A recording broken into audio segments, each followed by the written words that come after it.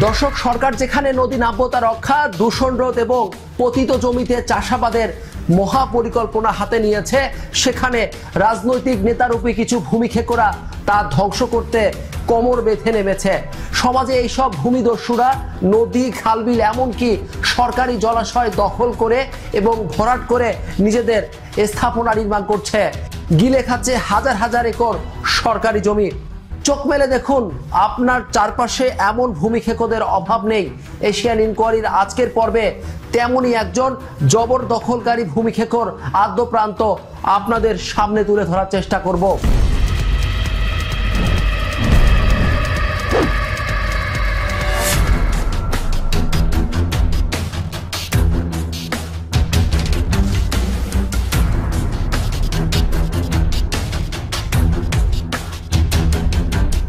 কোনো বাধা নিষেধ কোনো কিছুই মানে না। এই বালু কাটা যদি আবার নদী ভাঙে তাহলে তো লাভ হইলো কি? বিশাল এলাকার মানুষের ক্ষতি করে তারা বালু কাটতেছে। জিও ব্যাগ সহ ড্রামটাকে মধ্যে উঠাইতেছে। এমপি সাহেবের প্রভাবে এই সমস্ত গুলা এইভাবে যে কাটতেছে। এমপি সাহেবের লোক, ছোট মনিরের লোক। কোথায় কে কি করেন এটা আমি জানি।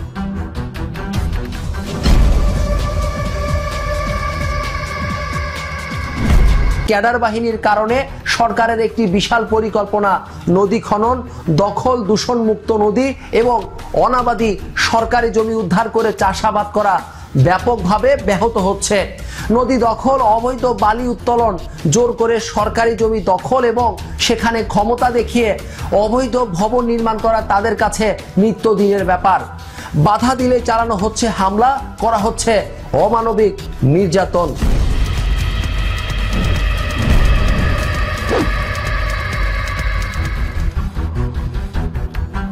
বারোটি উপজেলার সমন্বয়ে গঠিত ৩,৪১৩.৬৮ বর্গ কিলোমিটার আয়তন বিশিষ্ট টাঙ্গাইল জেলা প্রাকৃতিক সৌন্দর্যের অপার সম্ভাবনা। এ জেলার নদ নদীগুলো যেন নৈসর্গিক সৌন্দর্যের এক অনন্য মাত্রা যোগ করেছে। তাছাড়া বর্তমানে এগুলো স্থানীয় জনসাধারণের জীবিকা অর্জনেও গুরুত্বপূর্ণ ভূমিকা পালন করে আসছে। তবে কথায় আছে, বাতির নিচে অন্ধকার। টাঙ্গাইলের এই নৈসর্গিক সৌন্দর্য করেছে কালো থাবা। মাননীয় প্রধানমন্ত্রী শেখ হাসিনা যেখানে নদীর নাব্যতা রক্ষা, পানি দূষণ রোধ এবং পতিত জমিকে চাষাবাদ যোগ্য করে তুলতে মহা পরিকল্পনা হাতে নিয়েছে, আমাদের এলাকার জনগণই কতিপয় স্বার্থন্বেষী মহল 2-4টা টাকা পাওয়ার স্বার্থে এলাকার এই বিশাল এলাকার মানুষের ক্ষতি করে তারা বালু কাটতেছে। এটা অত্যন্ত দুঃখজনক। এই বালু কাটা যদি আবার নদী ভাঙে তাহলে তো লাভ হইলো কি? না না করতেছে নাম, আমি নাম কবার চাই না, কিন্তু এমপি সাহেবের লোক সব এমপি সাহেবের নিয়ে এমপি সাহেবের পাওয়ারই করে। এই জমিনগুলো কিন্তু আমাদের জমি, এই যে কখন কাছে নিচ্ছে তাও আমরা জানি না। তিনি তার ক্যাডার বাহিনী দিয়ে যমুনা নদীর তীরবর্তী এলাকায় অবৈধ কর্মকাণ্ডের মাধ্যমে সাহারা মরুভূমিতে পরিণত করে যাচ্ছে দিনকে দিন। শুধু তাই নয়, প্রধানমন্ত্রী শেখ হাসিনার উন্নয়নের ধারাবাহিকতায় নদী রক্ষার স্বার্থে যমুনা নদীর বাম তীর ঘেঁষা ভুয়াপুর তারাকান্দি সড়কটির পাশে নির্মাণ করা হয়েছে নদী রক্ষার বাঁধ। প্রধানমন্ত্রীর অগ্রাধিকার প্রকল্পের আওতায় 450 কোটি টাকা ব্যয়ে ভুয়াপুর তারাকান্দি সড়ক রক্ষা বাঁধ নির্মাণের কাজ সঠিক সময়ে শেষ করে পানি উন্নয়ন বোর্ড। ক্ষমতাসীন দলের পথধারী কিছু অসাধু ব্যক্তির কারণে সেই বাঁধটি রীতিমতো হুমকির মুখে পড়েছে। সরকারি নিষেধ থাকলেও স্লুইস গেট থেকে গুলিপেঁচা মোড় পর্যন্ত যমুনা নদী থেকে অবৈধভাবে বালু উত্তোলন করছে তারা। সরকারি হাজার হাজার কোটি টাকার কাজ করছে, তাহলে সরকারেরও লস, আমাদেরও লস এই বালু কাটার জন্য। এই বাঁধের কাজটা গত বন্যায় করছে, তারও আগে করছে, প্রতি বছরই কাজ করতেছে সরকার। তাহলে এই যে সরকার হাজার হাজার কোটি টাকা কাজ করতেছে, কাজের কোনো মূল্য থাকলো না এই যদি মাটি কাটা হয়। এরা মেম্বার, চেয়ারম্যান সব মিলে এমপি সাহেবের দোহাই দিয়া এই জমিগুলা মনে করেন কাইটে সব শেষ করে দিতেছে, আবাদি ফসলি জমিগুলা। এই যে সরকার 4.5 কোটি টাকা ব্যয় করে এই বাদ দিছে, আমার যদি নদী ওরা কাইটা খনন করে এখন গভীরই করে দেয়, আমার তাহলে এই যে মাননীয় প্রধানমন্ত্রীর উন্নয়ন প্রকল্পের এই 4.5 কোটি টাকার কাজ, এটা কইরা কি লাভ হইলো? দিনের বেলায় সমাজসেবক সাজলেও বালুদস্যুরা কৌশল বদল করে সন্ধ্যা থেকে ভোর রাত পর্যন্ত ড্রেজার মেশিন এবং ভেকুর সাহায্যে অবাধে বালু উত্তোলন করে থাকে। অভিযোগ আছে সরকারকে বৃদ্ধাঙ্গুলি দেখিয়ে সেই সব বালুদস্যুদের সব রকমের সহযোগিতা করে যাচ্ছেন ইউনো, স্থানীয় থানা পুলিশ সহ পানি উন্নয়ন বোর্ডের কতিপয় অসাধু কর্মকর্তারা। তারা ওই দেখা যায় যে সন্ধ্যার পরে 7টার পরে তারা এখানে বেকু নামায় দেয় অনেকগুলো, এবং হাজার হাজার ড্রাম ট্রাক ভর্তি করে রাতের আধারে বালু নিয়ে সেই শেষ রাত পর্যন্ত তারা এটা করে। এসিলেন ইউনো প্রশাসন এরা একর প্রভাবেই, এমপি সাহেবের প্রভাবে এই সমস্তগুলা এইভাবে যে কাটতেছে। আমাদের সাধারণ জনগণ যারা আছে এদের কোনো কথা তারা আমাদের শুনে না, আমাদের পাত্তা দেন। নদীর তলদেশ থেকে বালু তোলার কারণে শুষ্ক মৌসুমে নদীর পার্শ্ববর্তী বিস্তীর্ণ এলাকা নদীগর্ভে বিলীন হয়ে যাচ্ছে, যার ফলে স্থানীয় অনেক সচ্ছল পরিবারগুলো নদী ভাঙনের কারণে প্রতিনিয়ত ভূমিহীন হয়ে পড়ছে। এই আবাদি জমিগুলি রাতের আধারে আপনার বেকু দিয়ে বিভিন্নভাবে ফসলাদি সহ রাতের থেকে সারা রাত্রি খাইটা একদম সর্বনাশ করে দিতেছে আমার জমি টমি সব। কোনো বাধা নিষেধ কোনো কিছুই মানে না। এরা উপরস্থ কর্মকর্তা এদের নাম ভাঙাইয়া এরা এগুলি করতেছে। কিন্তু আমরা ফসল করে খাই, এই না এই যে এই বালু কাটতেছে, বালু কাটার কারণে এমনও হতে পারে যে এই সড়কটা ভাঙ্গা গেলি হাজার হাজার বাড়ি ঘর ভাঙ্গা যাবো। এই বালু কাটা জানি বন্ধ হয়, এইটা হচ্ছে আমারই বালু কাটে এই আওয়ামী লীগের লোক, এমপি সাহেবের লোক, ছোট মনিরের লোক। স্থানীয়রা জানায় অবৈধভাবে বালু উত্তোলন বন্ধে প্রশাসনের কার্যকরী কোনো ভূমিকা না থাকায় গড়ে উঠেছে বিশাল বালু উত্তোলনকারী সিন্ডিকেট।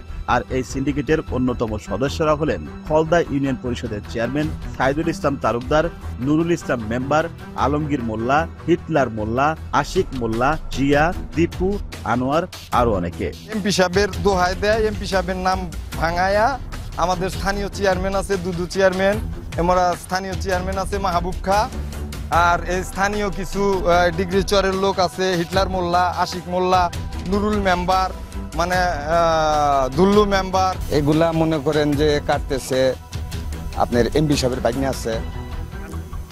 এখন এমপি সাহেবের বাইকনার তো নাম, এমপি সাহেবের বাইকনা তো অনেক, তার নাম তো বলতে পারবো না।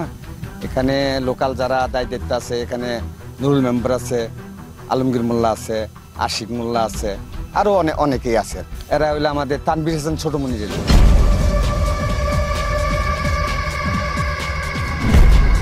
দর্শক, সরকারের নিয়ম নীতিকে বৃদ্ধাঙ্গুলি দেখিয়ে জনস্বার্থ বিনষ্টকারী কর্মকাণ্ডে স্থানীয় লোকজন দিশেহারা।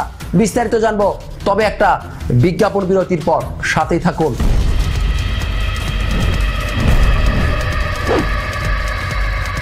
দর্শক, দলীয় পদ পদবি আর ক্ষমতার জোরে দেধারসে অবৈধ বালির ব্যবসা করে যাচ্ছে। নেই কোনো বৈধ কাগজপত্র। জনস্বার্থের স্থাপন করা স্থাপনার বিপজ্জনক এলাকা থেকে তোলা হচ্ছে বালি, যার ফলে প্রতি মুহূর্তেই ঝুঁকিতে পড়ছে সেই সব স্থাপনাগুলো। তাতে কি পকেটে তো টাকা ঢুকছে, এটাই বা কম কিসের?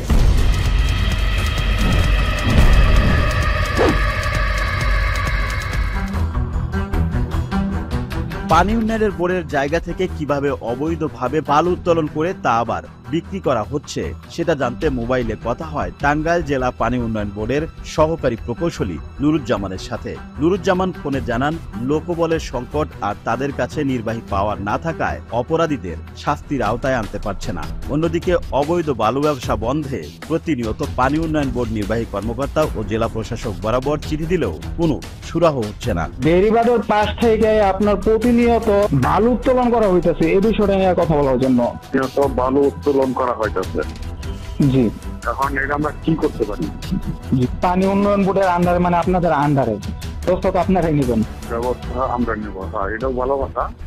সাইড ভিজিটে গেছিলাম, দোয়াপুর, গোপালপুর, ঘাটাইল হয়ে মধুপুর দনবাড়ি বন্ধ গেছিলাম, মানে আমার 5টা উপজেলা মোটামুটি ঘুরে দেখছি। হ্যাঁ, জি। তো এখানে ধরেন বালির স্পট আছে কমপক্ষে 35 থেকে 40টা।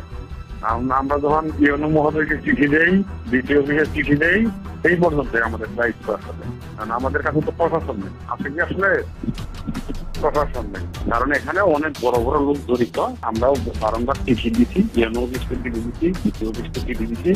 আমাদের যতটুকু মানে প্রতিরোধ ব্যবস্থা নেওয়ার যতটুকু করার আমরা ততটুকু করি। স্থানীয়রা দাবি করেন টাঙ্গাইলের গোপালপুর উপজেলার শাখারিয়া স্লুইস গেট থেকে বুলিপাচা মোড়, ভুয়াপুর উপজেলার জগৎপুরায় 3 কিলোমিটার অংশে অন্তত 10টি স্থানে দিন রাত বাঁধের 20 মিটারের কম দূরত্বে শক্তিশালী একাধিক ভেকু মেশিন বসিয়ে 10 চাকার ড্রামটাকে বালু উত্তোলন করে তা অবাধে বিক্রি করা হচ্ছে। এই অংশে নদীর তীর সড়ক ঘেঁষা হওয়ায় বাঁধটি ঝুঁকিতে রয়েছে, তেমনি ক্ষতিগ্রস্ত হচ্ছে স্থানীয় কৃষকরাও। জমিগুলো চকগুলো কাটাইতেছে এবং কি আবাদি জমি হয়ে গেছে সেগুলো কাটাইতেছে, তাদের জমিগুলো ভেঙে নামাইতেছে, রাতে চুরি করে তারা মাটি কাটে। নদীর কাছে আমার বাড়ি, আমি এই বাড়িতে থাকি। এখন যদি নদীর কাছে থেকে যদি মাটি তুলে দেন তাহলে আমি বাড়িতে থাকতে পারবো না, আমার জমি উঠবো না। বলেন ঠিক আছে গোবিন্দ সিং পর্যন্ত এর মধ্যে কোনো বালুর ঘাট জানি না থাকতে পারে, আর কেউ জানি কোনো মাটি কাটতে না পারে। আমরা যাতে সুখে শান্তি আমরা জনগণ নিয়ে যাতে আমরা সুন্দর সুস্থভাবে জীবনযাপন কাটাইতে পারি। স্থানীয়রা আরো অভিযোগ করেন, প্রতিদিন শত শত লাইসেন্সবিহীন ভারী ড্রামটাকে ওভারলোডে বালি পরিবহন করায় ক্ষতিগ্রস্ত হচ্ছে মহাসড়কটি। সংস্কারের বছর পার না হতেই নলিন থেকে গোপালপুর উপজেলা সদরে যাওয়ার সড়কে একাধিক স্থানে গর্তের সৃষ্টি হতে শুরু করেছে। এখানে এই যে বেগু আছে, ওই যে একটা বেগু আছে এখনো, ওই বেগু দিয়া অনবরত 2টা বেগু দিয়া কাটতেছে, উঠাইতেছে ট্রাকের এই মিনিটে মিনিটে ট্রাক সরে যাইতেছে, এই বালু উঠাইতেছে। সড়কটিতে এভাবে ভারী ট্রাক চলাচল করার কারণে সৃষ্টি হচ্ছে বিশাল যানজট। এছাড়া বিগত বছরগুলোতে বালিবাহী ট্রাক দুর্ঘটনায় নিহত হন নলিন বাজারের ব্যবসায়ী হাকিম, ভেঙ্গুলা গ্রামের টিটু, জগৎপুরা গ্রামের আব্দুর রশিদ এবং পঙ্গু হয়ে যান কামদেববাড়ি গ্রামের গৃহবধূ বানেছা বেগম, শিশু রানু সহ আরো অনেকে। আমরা এর একটা সুষ্ঠু তদন্ত করে এর একটা সঠিক একটা চাই যে আমরা সাধারণ মানুষ যারা আছি এই আবাদি জমি জানি এগুলা জানি আর এইভাবে কাটতে না পারে, এর একটা সুষ্ঠু সমাধান দিলে আমরা এলাকার বাসী সন্তুষ্ট। আশিক মোল্লা সহ যারা আছে তারা এমপি সাহেবের কথা বলতেছে, এমপি সাহেবের লোকরা এর একটা সুষ্ঠু সমাধান আমরা চাই, আমরা এইরকম যেন না হয়, আর এটাই আমরা চাচ্ছি। এরপর অবৈধ বালুবাহী ট্রাক বন্ধের দাবিতে সড়ক অবরোধ করে বুলিপেচা গ্রামবাসী সহ স্থানীয়রা। প্রতিবাদ সমাবেশ করে নলিন বাজারের ব্যবসায়ীরা এবং গোপালগঞ্জ উপজেলার নাগরিক সমাজ ও ছাত্রছাত্রীরা মানববন্ধন করলেও কোনো লাভ হয়নি। আজ থেকে এখন থেকে এখানে এক মুঠো ভালো ধান উত্তোলন করতে না পারে এই আহ্বান আমি আপনাদের কাছে রাখছি। অবৈধভাবে মাটি কাটতেছে, এর জন্য আমাদের এলাকার মানে আবাদি জমি নষ্ট হয়ে যাচ্ছে, বাঁধ ভেঙে যাওয়ার হুমকির মুখে পড়ে যাচ্ছে। আমরা সরকারের কাছে আবেদন করবো এইখানে ঠিক আছে না এক মুঠো মাটি কেউ কাটতে না পারে। হলদা ইউনিয়নের চেয়ারম্যান আরো কিছু দুষ্কৃতিকারী নিয়ে এই বেড়িবাঁধ এবং আবাদি জমি ধ্বংস করে এখান থেকে অবৈধভাবে বালু উত্তোলন করছে। আমরা এই বালু বন্ধ যত উত্তোলন না করা হয় সেই কারণেই বন্ধের দাবিতে আমরা মানববন্ধন করি। মরা নদীকে কেটে তারা গভীর করে আবার ভাঙনের সম্মুখীন সৃষ্টি করে যাচ্ছে, আমরা এর প্রতিবাদ জানাচ্ছি। জনগণের অভিযোগের সত্যতা জানতে এশিয়ান ইনকোয়ারি টিম কথা বলে টাঙ্গাইল 2 এর এমপি তানভীর হাসান ওরফে ছোট মনিরের সাথে। তিনি জানান সে তো নয়ই, তার কোনো লোক কখনোই এমন কাজ করতে পারে না। পরে প্রমাণ হাজির করলে অনুসন্ধানী সদস্যদের উপর চটে যান ছোট মনির।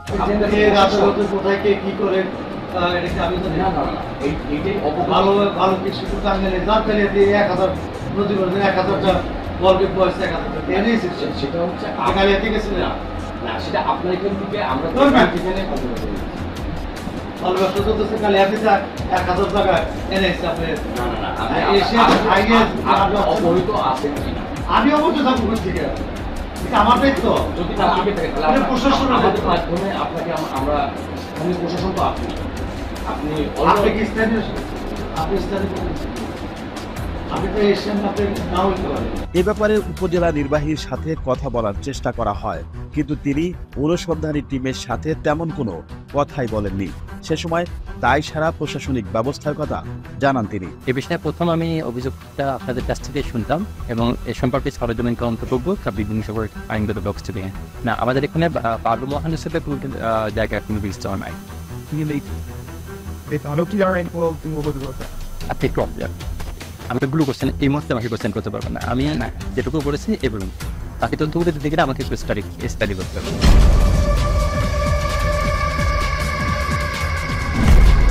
দর্শক, স্থানীয়দের প্রতিবাদ এবং সরকারি বিধিনিষেধ তার সন্ত্রাসী বাহিনীকে কোনোভাবেই থামাতে পারছে না। বিস্তারিত জানবো, তবে একটু অপেক্ষা করতে হবে। ফিরছি খুব শীঘ্রই ছোট্ট একটা বিজ্ঞাপন বিরতির পর।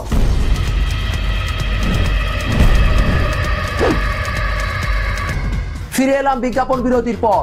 ক্যাডার বাহিনী সরকারি বিধিনিষেধের কোনো তোয়াক্কাই করছে না, পাত্তা দিচ্ছে না জনপ্রতিরোধকেও। অদৃশ্য ক্ষমতায় ভর করে প্রতিদিনই তার অপকর্মের পরিধি বাড়িয়েই চলেছে, প্রাণনাশের হুমকিও দিচ্ছেন অনেককে।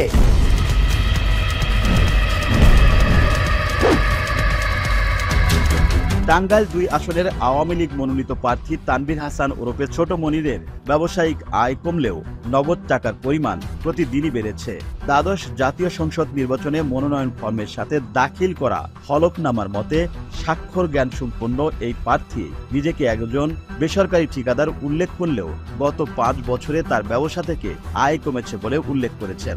ব্যবসা থেকে আয় কমলেও বেড়েছে নিজের নামে ও যৌথভাবে নগদ টাকার পরিমাণ। হলফনামা থেকে জানা যায় একাদশ জাতীয় সংসদ নির্বাচনে ব্যবসা থেকে তার বাৎসরিক আয় দেখানো হয়েছিল 42,59,734 টাকা, কিন্তু দ্বাদশ জাতীয় সংসদ নির্বাচনে এসে দেখিয়েছেন 15,60,604 টাকা। তবে এবার দাখিল করা হলফনামায় তার নির্ভরশীলদের আয় বেড়েছে বলে উল্লেখ করা হয়েছে। একাদশ জাতীয় সংসদ নির্বাচনে দাখিল করা হলফনামায় ছোট মনির তার নিজের নামে দেখিয়েছেন 2 লাখ টাকা, অথচ দ্বাদশ নির্বাচনে তা দেখিয়েছেন 8 লাখ টাকা এবং যৌথভাবে রয়েছে 2,44,549 টাকা। 5 বছর আগে দেয়া হলফনামায় স্বর্ণের পরিমাণ দেখানো হয়েছে 40 ভরি, এবার দেখিয়েছেন 150 ভরি এবং স্বামী স্ত্রীর নামে বিয়ের সময় পাওয়া আরো 200 ভরি স্বর্ণ রয়েছে। হলফনামার তথ্য মতে 5 বছর আগে কোনো সম্পত্তি না থাকলেও বর্তমানে নিজের নামে 99% জমি রয়েছে বলে উল্লেখ করেছেন। এছাড়া স্বামী স্ত্রীর যৌথ নামে 2290 বর্গফুট আয়তনের একটি ফ্ল্যাট থাকলেও তার ঠিকানা দেয়া হয়নি হলফনামায়। এদিকে 14,21,71,517 টাকা ঋণ রয়েছে বলে হলফনামায় উল্লেখ করেছেন ছোট মনির। স্থানীয়দের কাছ থেকে জানা যায় টাঙ্গাইল 2 আসনের বর্তমান সংসদ সদস্য তানভীর হাসান ওরফে ছোট মনির সাবেক মন্ত্রী ও সিদ্দিকী পরিবারের সদস্য আব্দুল কাদের সিদ্দিকীর সঙ্গে আওয়ামী লীগের রাজনীতি করতেন। কাদের সিদ্দিকী আলাদা দল গঠন করার পর ছোট মনির জার্মানিতে চলে যান। এরপর 2013 সালে 18 জানুয়ারি মুক্তিযোদ্ধা ফারুক আহমেদকে হত্যা করা হয়। এই মামলায় সাবেক এমপি আমানুর রহমান খান রানা ও তার 3 ভাই সহ বেশ কয়েকজনকে আসামি করা হয়। আলোচিত খান পরিবারের 4 ভাই আওয়ামী লীগ নেতা ফারুক হত্যা মামলার আসামি হওয়ার পর জেলায় রাজনীতির পট পরিবর্তন শুরু হয়। এ সময় জার্মান থেকে দেশে ফিরে জেলা আওয়ামী লীগে যুক্ত হন ছোট মনির এবং খান পরিবারের ভাইদের শাস্তির দাবিতে আন্দোলন গড়ে তোলেন। এরপর আস্তে আস্তে নিজের রাজনৈতিক ভিত মজবুত করতে শুরু করে ছোট মনির। পরে জেলা আওয়ামী লীগের বিজ্ঞান ও প্রযুক্তি বিষয়ক সম্পাদকের দায়িত্ব পাওয়ার পাশাপাশি 2018 সালে একাদশ জাতীয় সংসদ নির্বাচনে আওয়ামী লীগের মনোনয়ন পেয়ে সংসদ সদস্য নির্বাচিত হন। তাছাড়া আওয়ামী লীগের প্রেসিডিয়াম সদস্য ও সাবেক নৌ পরিবহন মন্ত্রী শাহজাহান খানের মেয়ে ঐশী খানকে বিয়ে করে নিজের রাজনৈতিক ক্ষমতাকে আরও এক ধাপ এগিয়ে নিয়ে যান। অন্যদিকে সাংসদ ছোট মনিরের এই সব অপকর্মের বিষয়ে প্রতিবাদ জানায় তৎকালীন সময়ের গোপালপুর উপজেলা পরিষদের চেয়ারম্যান ইউনুস ইসলাম তালুকদার। প্রতিবাদ করায় এমপি ছোট মনির তাকে হত্যার হুমকি দেয়। এ বিষয়ে গোপালপুর উপজেলা চেয়ারম্যান ইউনুস আলী তালুকদার জেলা প্রশাসকের মাধ্যমে প্রধানমন্ত্রীর কাছে অভিযোগ করেন। বিষয়টি নিয়ে চেয়ারম্যান ইউনুস ইসলাম তালুকদারের সাথে কথা বলে এশিয়ান ইনকোয়ারি টিম। আপনার একবার হত্যার হুমকি দিছিল, এই বিষয়টা নিয়ে আর কি মেইনলি ঘটনাটা ছিল ওই যে যমুনা নদীর পাড়ে বালু তুলে অবৈধ বালু উঠায়।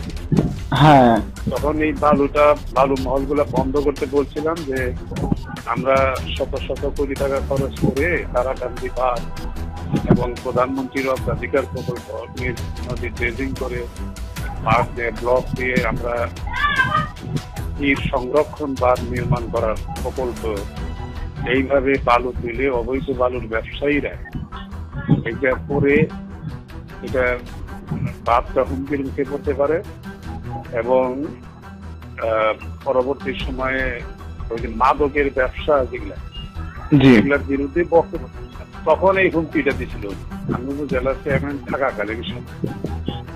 আর ওই যে নিক্সন হত্যা হয়েছিল, হ্যাঁ, আমিনুল ইসলাম তালুকদার নিক্সন হাতিদার চেয়ারম্যান আইন শৃঙ্খলা কমিটির মিটিং হয় না টাঙ্গাইলে, হ্যাঁ সেই মিটিং এ এগুলো উপস্থাপন করার পরে উনি হুমকি টুমকি দিচ্ছে, মারবে, এটা করবো, ওটা করবো। বড়মনিও সেই মিটিং এ ছিল, বড়মনি করে। যাই হোক, অনেক ধরনের করছে। তখন আমার সাথে সাথে আমি ওই 9 জন উপজেলা চেয়ারম্যান আমার পক্ষে স্বাক্ষর করছিল, সেই কাগজটা আমি মাননীয় প্রধানমন্ত্রী বরাবর করছিলাম।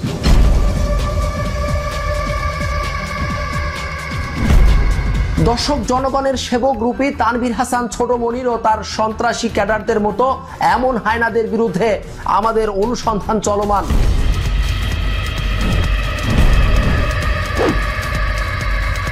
পল্লী বিদ্যুতের নাকের ডগায় বসে অবৈধ ও ঝুঁকিপূর্ণ অবস্থায় বিদ্যুৎ উৎপাদন এবং বিতরণ করে আসছে পে রাবার নামক শিল্প প্রতিষ্ঠান, আর তাদের সার্বিক সহযোগিতা করছে তিতাস গ্যাস। আমাদের কাছে জমা থাকে, এই রাখেন না ভাই, আপনি এরকম করতেছেন কেন? সরকারি এসব প্রতিষ্ঠান নাকি অসহায় তাদের কাছে। যারা অবৈধ নিতেছে, রাতভর ফিরে নিতেছে, তাদের কি কেউ কিছু বলে? যে গ্রুপটা হচ্ছে আসলে একটু প্রভাবশালী, সত্যি কথা। তাদের খুঁটির জোর কোথায়, দেখতে চোখ রাখুন এশিয়ান ইনকোয়ারির আগামী পর্বে।